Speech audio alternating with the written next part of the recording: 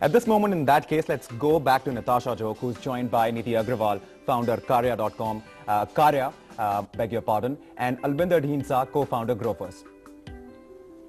A carnival of entrepreneurship is what it's being called. Over 1,500 founders and lots of wannabe entrepreneurs and who want to be India's next big startups are all here. This is the space that we're looking at, the big Startup India event. Let's talk to people who have managed to create some buzz around them. With me now, Nidhi Agarwal of the fashion portal KAARYAH.com and Albinder Dhindsa of Grofers. Nidhi, first, we've been speaking about what can the government do. Yes.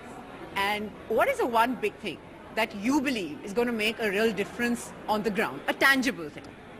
So operationally, I feel as an entrepreneur, especially as a single founder, I struggle a lot with legalities and sometimes even redundant legalities. So for me, if the government was to smoothen out, make it easier for me to start a business or run a business, especially because I am a Make in India brand, right? We have a factory operation as well. It'll go a really long way in helping me focus on what I'm supposed to do, which is making business and growing business.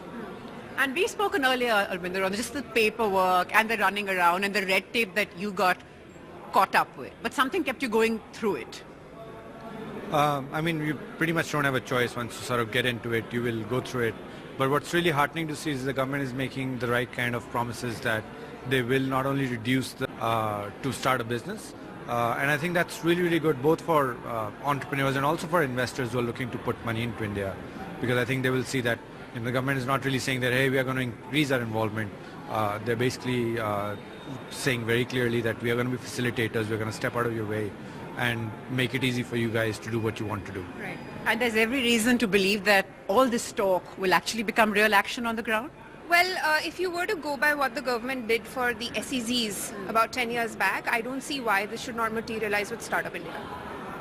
Of course, very true. Now, the focus has been on people like you. This is supposed to be a day for people like you, the work that you're doing and all of that. How does it feel? There's more pressure, or does it feel that, hey, we've done a lot to deserve this? I think it's a huge validation of what we as founders, entrepreneurs have been trying to do.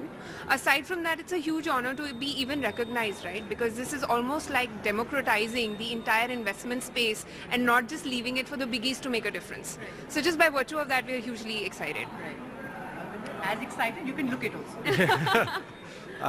Well, you know where I stand on the excitement. I think for us it doesn't really make a day-to-day difference, but I think it'll be a very good thing, because I think we will see a lot more people get involved in startups and actually get encouraged to start innovative businesses, and that's always a great thing for the ecosystem.